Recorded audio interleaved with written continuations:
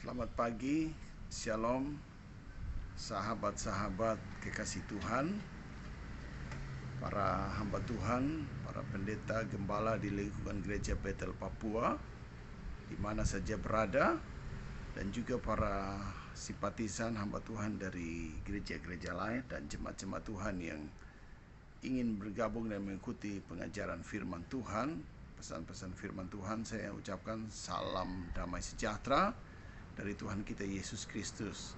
Shalom. Pada pagi siang hari ini saya akan menyampaikan tips firman Tuhan dengan tema sudah waktunya segala sesuatu akan diuji, digoncangkan. Tahun 2022 sampai 2026 Tuhan akan menggoncangkan dunia ini. Nah, saudara, saya ajak kita baca dulu firman Tuhan dari Ibrani pasal 12 ayat 26 sampai dengan 28. Saya akan membacakannya. Waktu itu suaranya menggoncangkan bumi, tetapi sekarang ia memberikan janji. Satu kali lagi aku akan menggoncangkan bukan hanya bumi saja, melainkan langit juga. Ungkapan satu kali lagi menunjuk kepada perubahan pada apa yang dapat digoncangkan, karena ia dijadikan supaya tinggal tetap apa yang tidak tergoncangkan. Karena itu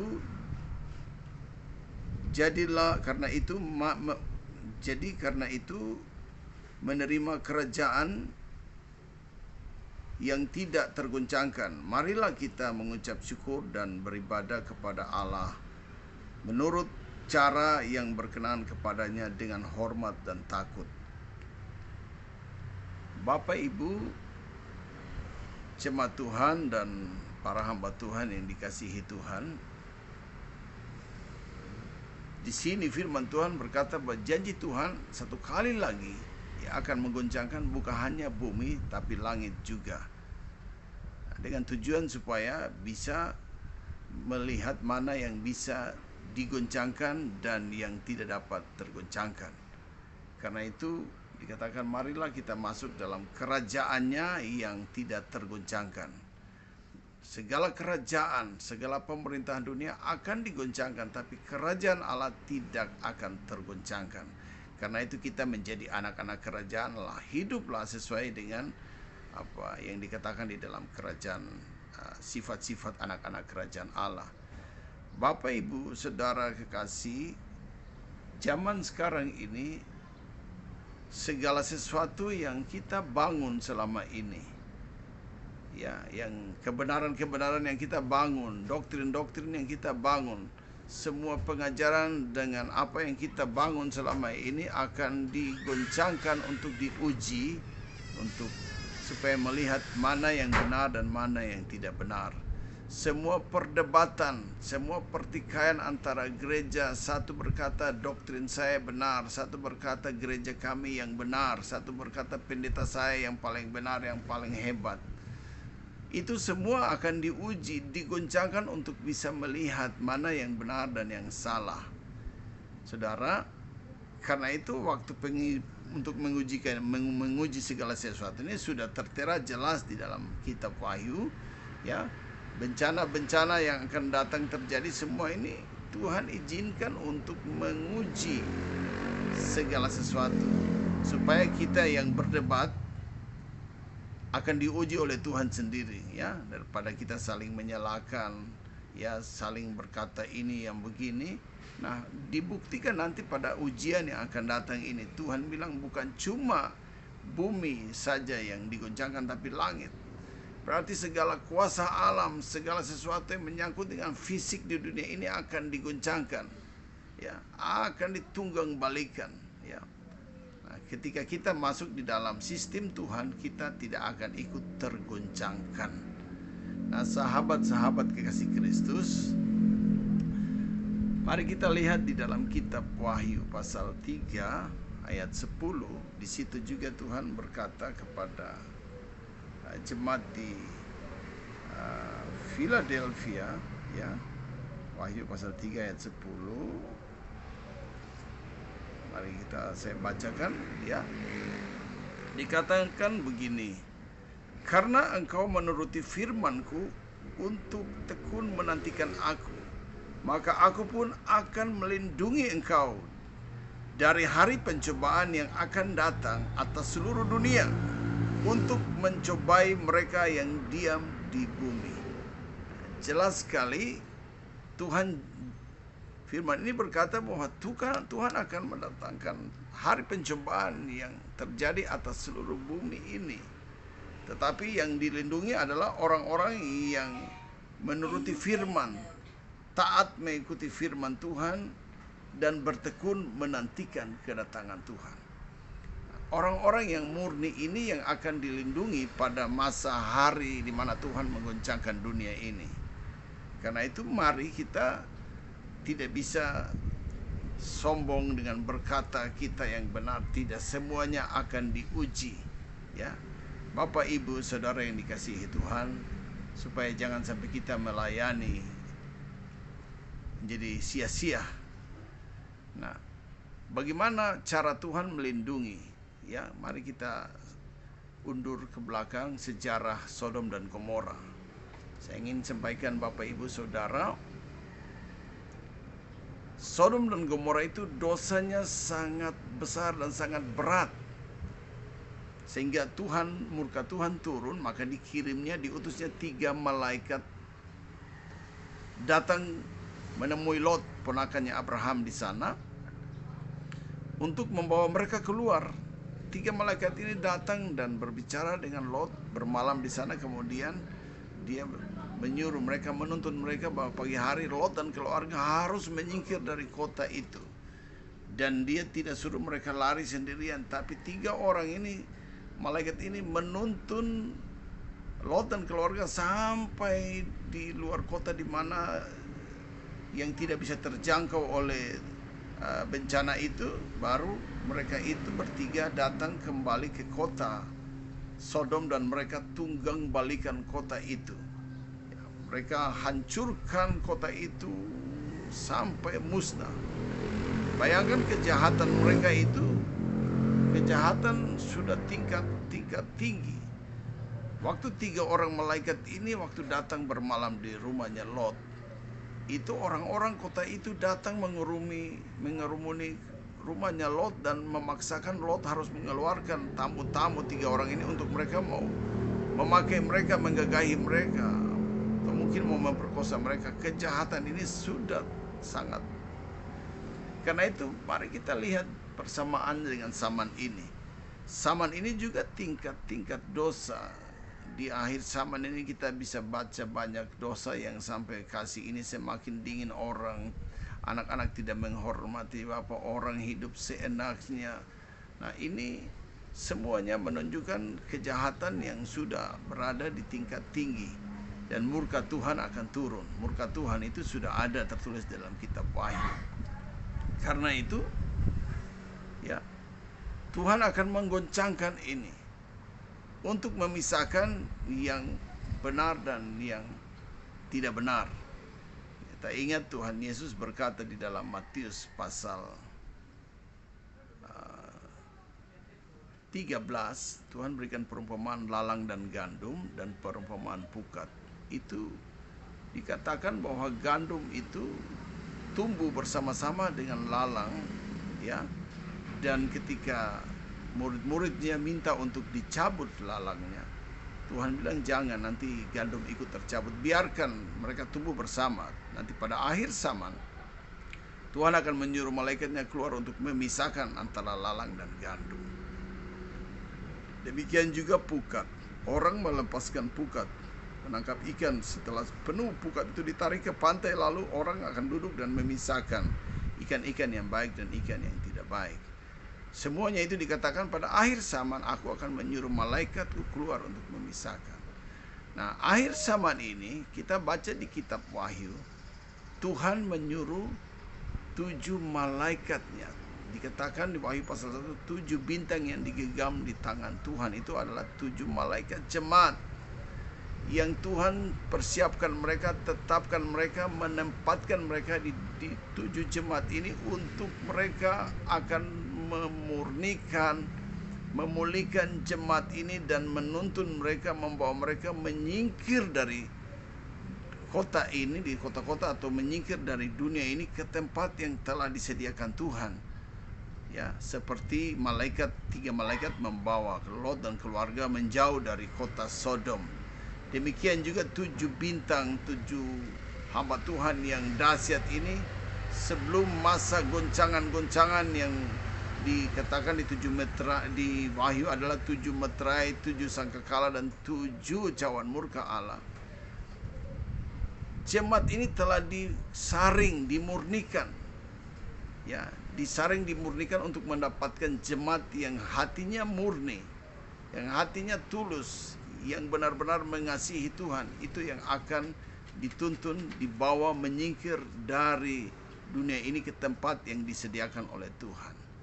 Nah, saudara yang dikasihi Tuhan, saya pernah melihat orang mendulang emas di sungai, mencari emas di sungai. Mereka di sungai itu mereka membawa alat dulang seperti belanga masak begitu. Lalu mereka isi pasir, material mereka ambil dari sungai itu, mereka masukkan semua. Lalu mereka mulai goncang dari batu-batu yang besar, tergoncang, terbuang sampai batu kerikil, sampai batu kecil, sampai yang halus-halus kecil, baru mereka bisa menemukan di bawah dasar itu ketemu emas-emas yang kuning murni ada di situ. Ya, jadi demikian juga sekarang ini kan kita melihat di permukaan ini banyak yang penampilan-penampilan rohani yang hebat. Tapi kita ketika Tuhan menggoncangkan, emas yang murni itu ada di bawah dasar yang tersembunyi. Nanti Tuhan menggoncangkan sampai bisa menemukan orang-orang yang hatinya murni ada di bawah dasar tempat dulang itu. Jadi saudara yang dikasihi, goncangan ini Tuhan izinkan supaya bisa mendapatkan orang Kristen, orang umatnya yang murni. Ya, saudara yang dikasihi, karena itu kita harus mengoreksi baik-baik. Jangan kita terlalu bangga, sombong dengan apa yang ada, tapi semuanya akan diuji oleh Tuhan. Tidak lagi kita bisa berkata gereja saya yang paling hebat, paling benar, denominasi kami ini yang punya doktrin yang hebat dan kami paling benar, pendeta kami adalah pendeta yang beken dan hebat, terkenal, yang muncul di berbagai media. Ya, banyak pendeta yang hebat-hebat tapi mereka tidak muncul di media sosial. Mereka tidak punya fasilitas untuk mengorbitkan diri mereka, tapi mereka setia taat. Mereka ada di desa-desa, di gunung-gunung, tempat yang terhimpit, tapi mereka mencari jiwa. 1 jiwa saja mahal dan berharga di hadapan Tuhan. Ya, jadi kita tidak bisa lagi seperti itu. Kita harus tahu bahwa Tuhan itu adil. Nah, Bapak Ibu Saudara yang dikasihi Tuhan, nah karena itu Tuhan ingin memurnikan melalui 7 jemaat, 7 hamba Tuhan yang ditempatkan di dalam 7 jemaat yang ada di kitab Wahyu. Mereka akan bekerja untuk memurnikan umat Tuhan. Mereka 7 bintang ini dikatakan 7 malaikat jemaat. Ya, mereka ada di antara jemaat-jemaat itu, bertugasnya untuk memurnikan jemaat itu. Ya, mereka akan memurnikan jemaat ini bukan hanya rohani, tetapi mengalami satu transformasi, perubahan tubuh jasmani kita ini akan diubah, dimurnikan menjadi tubuh surgawi, tubuh kekekalan, tubuh kemuliaan yang tidak akan mati lagi. Sekalipun ditimpa bencana apapun, tidak akan mati lagi. Tubuh yang siap untuk diungsikan, dibawa ke padang gurun, jauh dari ular itu atau jauh dari antikris. Di sana akan tinggal selama 3,5 tahun. Nah saudara, pemurnian ini pemurnian yang hebat. Kita akan memiliki tubuh baru, tubuh yang tidak terikat dengan segala hawa nafsu dunia ini. Tubuh ini adalah tubuh surgawi, tubuh yang sama seperti tubuh Tuhan Yesus ketika Tuhan sudah bangkit. Tubuhnya sudah mengalami tubuh yang disempurnakan, tubuh surgawi. Nah saudara yang dikasihi Tuhan, Karena itu saudara yang dikasihi, janganlah kita menjauhkan diri, tapi marilah kita masuk untuk memberi diri, karena waktu ini sudah ke depan sudah mulai masuk pada masa pemurnian. Ya, 3,5 tahun. Ya,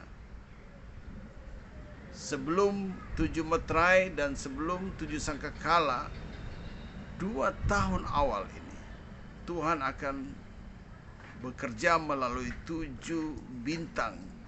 7 bintang ini 2 tahun dia akan memurnikan gerejanya, akan menyempurnakan gerejanya, sehingga ketika nanti 7 meterai dibuka, 7 sangkakala dibuka, tubuh gerejanya sudah terlindung dan sudah sangat aman. Nah, saudara, seperti Sodom dan Gomora, sebelum mereka menunggang balikan kota itu, mereka membawa keluarga Lot keluar jauh dari kota itu. Demikian juga sebelum Tuhan tunggang balikan dunia ini, gerejanya dia akan mengungsi lebih dulu. Sebelum dia mengungsikan mereka, dia akan memurnikan mereka untuk menghasilkan gereja yang murni. Ya. Gereja yang murni itu seperti apa? Ya, mari kita lihat di dalam Mazmur pasal 91. Ya, saya akan bacakan untuk kita Mazmur 91. Mazmur 91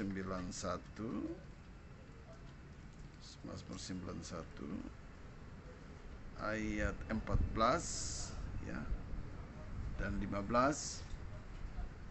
Akan bacakan, ini orang-orang yang murni, ya, yang murni hatinya. Dikatakan begini, sungguh hatinya melekat kepadaku, ya, maka aku akan meluputkannya, aku akan membentenginya, sebab ia mengenal namaku. Bila ia berseru kepadaku, aku akan menjawab. Aku akan menyertai dia dalam kesesakan. Aku akan meluputkannya dan memuliakannya. Nah, saudara, orang yang hasil daripada pengujian ini menghasilkan orang-orang yang murni hatinya adalah orang-orang yang hatinya melekat. Ya, kita tahu melekat. Kertas itu kita tempel di benda lain, tidak harus ada benda lain, harus murni bersih baru mereka ini bisa melengket tempel, ya. Ya. Jadi saudara,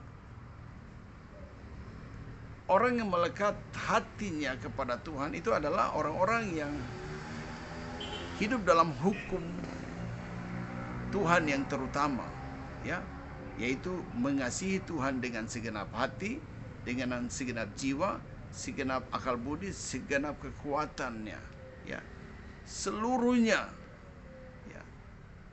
Yang sisanya mengasihi sesama dan diri sendiri.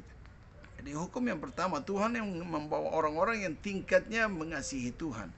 Mereka ini orang yang mengasihi kekasihnya Yesus, ya. Kemana saja anak domba itu pergi, mereka mengikutinya. Mereka ini suci seperti perawan. Jadi kita tidak bisa menampilkan seperti tadi pendulang emas itu muncul di permukaan yang hebat, pasir, batu, segala macam yang besar. Tetapi itu yang murni itu ada tersembunyi di bawah. Pada akhir zaman ini yang murni ini akan keluar, akan dibuktikan. Yang murni inilah yang akan dibawa ke bersama-sama Tuhan ke padang gurun. Nah, saudara yang kekasih, karena itu mari kita perhatikan. Tubuh kita ini adalah bait Roh Kudus, bait Allah. Persembahkanlah tubuhmu sebagai persembahan yang hidup dan yang kudus, yang berkenan kepada Allah, supaya kamu dapat membedakan mana yang benar dan mana yang tidak. Nah, saudara, kita bisa mudah tersesat, tertipu jika kita tidak mempersembahkan tubuh ini sebagai persembahan yang hidup, tidak menjaga bait Allah ini. Tuhan berkata, barang siapa membinasakan bait Allah, aku akan membinasakannya. Tidak tahukah kamu bahwa tubuhmu adalah bait Roh Kudus? Nah, saya tidak menghakimi siapapun, tapi saudara sendiri bisa koreksi apakah saudara punya tubuh ini dipersembahkan enggak.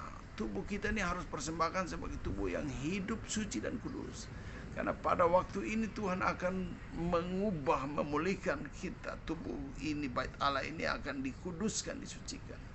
Ya, saudara yang dikasihi oleh Tuhan Yesus Kristus, karena itu memperhatikan bagaimana Tuhan melindungi kita. Nah, Dia ubah kita selama 2 tahun, dan sesudah itu Dia akan melindungi kita pada masa 7 meterai dibuka. Sesudah itu Dia melindungi kita di 7 sangkakala. Sesudah itu, habis 7 sangkakala, kita perhatikan gereja itu telah tampak di langit sebagai wanita yang hamil, sedang sakit melahirkan, mengandung. Itu sedang bicara bahwa gereja yang tingkat rohaninya sudah dimurnikan, sudah terangkat di awan-awan dan siap untuk diungsikan. Ya. Karena itu, saudara perhatikan, saya sudah beritakan tentang 2 Tesalonika 2 ayat 7 tentang secara rahasia antikris itu sudah mulai bekerja. Dan saya ingin sampaikan, saudara, dalam khotbah saya lalu saya telah menyampaikan bahwa agenda-agenda antikris sudah terpapar, sudah tersebar di mana untuk menata dunia dalam tatanan dunia baru. Nah, ketika mereka akan mulai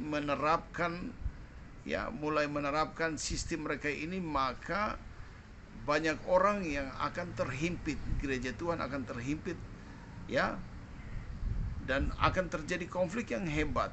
Nah, itu 7 meterai dibuka, itu adalah konflik-konflik di mana kuda merah padam itu, ya, seorang yang menunggang kuda merah padam itu diberikan kuasa untuk mengambil damai sejahtera. Nah, ini mereka Tuhan izinkan untuk membuat konflik di dunia ini, di mana terjadi konflik antara sistem yang dipaksakan oleh antikris, di mana ada yang menerima, ada yang menolak, sistem yang membuat orang kehilangan damai sejahtera. Jadi terjadi pembunuhan di mana-mana. Yesus telah berkata pada akhir zaman orang akan saling menyerahkan, ya, anak menyerahkan ayahnya, kamu akan disiksa. Jadi ketika konflik ini terjadi, akan saling menuduh, saling melapor, saling menghakimi supaya terjadi pembunuhan kepada orang-orang yang menolak sistem itu. Nah, akibatnya terjadi pada meterai ketiga, di mana itu kuda hitam itu, maka akan menimbulkan terjadi satu resesi ekonomi yang tingkat tinggi. Ini dikatakan kuda hitam yang membawa timbangan. Itu menyebabkan terjadi kelaparan, bencana di mana banyak perusahaan-perusahaan raksasa yang bangkrut, ekonomi dunia akan merosot. Dan terakhirnya adalah timbul peperangan kuda hitam, kuda hijau.